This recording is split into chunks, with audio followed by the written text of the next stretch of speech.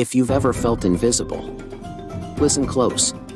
Because one cold, gray day outside Scarborough Hospital, a doctor opened his trunk, and the real Stanley Cup was sitting there.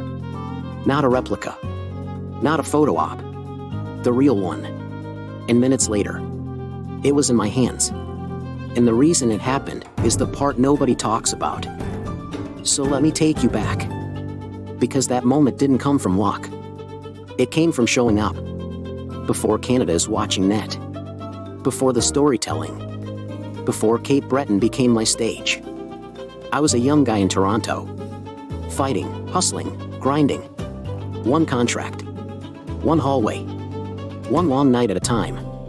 I worked for Erika Cleaning, owned by a sharp, wealthy German businessman. A man who saw something in me. Before I saw it in myself. He didn't just give me a job. He gave me a standard. And that standard is why, years later, I didn't freeze when the cup showed up. He bought me a new car. New suits. New coats. Not to show off, but so I could walk into any room looking sharp. Confident. Unshakable. I wasn't drifting. I wasn't guessing. I was building. I was selling over $2 million in contracts. Managing hospitals, school boards, commercial properties, outside the GTA. I walked into buildings with a mop in one hand, and $1 million mindset in the other. But the moment that changed me wasn't a contract. It was a parking lot. And a trunk. That day at Scarborough Hospital, I was doing what I always did. Checking schedules. Making sure my people had enough hours. Trying to stretch a small shift into something meaningful so one of my cleaners could bring his wife along. That's always been me. Sharp in business. Soft enough to care. I stepped outside into the wind, cold biting, sky flat and gray, and I heard a voice behind me, David. I turned. A doctor I barely knew. Someone I nodded to once. Waving me over with a smile. Could you do me a favor? Of course I said yes. That's who I am. We walked toward his car. Footsteps on pavement. That winter air cutting right through you. He reached for the trunk latch. And popped it open. And the world tilted. My breath caught. My heart started hammering. My hands started shaking. Because sitting there, quietly, like it had been waiting, was the Stanley Cup. Not staged. Not surrounded by people. Not protected behind glass. Just there. His friend stepped out of the passenger seat. Hockey Hall of Fame. He'd promised the doctor he'd bring the cup someday for photos. And today, of all days in my life, it happened in a hospital parking lot. With me standing there. In a suit bought by a man who believed in me. Carrying stress in my shoulders. And responsibility in my heart.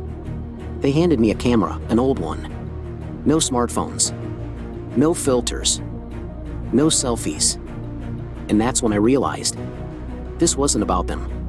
This was about what life does. When you keep showing up long after you stop getting applause.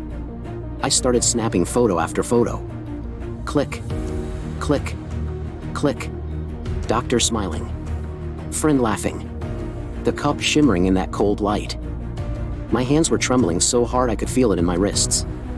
I tried to steady my breathing. I tried to look calm. But inside, it felt like destiny was standing right in front of me. Then the doctor looked at me, with a grin I'll never forget, and said, "David, do you want to hold it?" Time froze. Every sound fell away. Every worry disappeared. Every doubt went quiet. I nodded, barely breathing.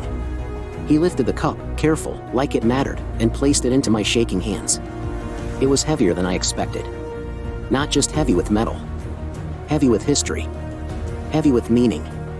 Heavy with everything it represented. And I lifted it. Slowly. Higher. Higher. Until it rose above my head. And here's what surprised me. I didn't feel fame. I didn't feel ego. I felt validation. Because I wasn't supposed to be in that moment. But I was. I held the Stanley Cup over my head, not as a player. Not as a celebrity. Not as a man chasing attention. But as a worker. A fighter. a builder, a believer. And I felt something I wish every young person could feel: you matter. You're worthy. You're climbing higher than you think. Young people, listen close. You don't need millions. You don't need fame. You don't need the perfect start. You need heart. You need hustle. You need resilience. You need to treat people right. And you need the courage to keep going, even when it feels like no one sees you. Because greatness, real greatness, doesn't only visit the chosen few. Sometimes it waits in a hallway. Sometimes it waits in a handshake. Sometimes it waits in the trunk of a car. On an ordinary day. In a cold parking lot. Greatness found me. Not because I was special, but because I showed up. So keep showing up. Stay ready. Stay humble. Stay focused. Stay true. And greatness will find you too. Show up again tomorrow. Big Dave. Big Hugs Canada is watching net, and so is the world. Strength is the parent, the teacher, the nurse that keeps on showing up. Refuse the chaos, reject the mockery. France, Soudan, Ukraine, Germany, Understuds, Die, Ukraine, India, Spain, Apoya, Ukraine, China, Japan. Donation link United 24. https://u24.gov.us/donate ? UTM_source=chat.com. View some of our over 800 videos and see if we deserve a subscribe. Join our family for the next update.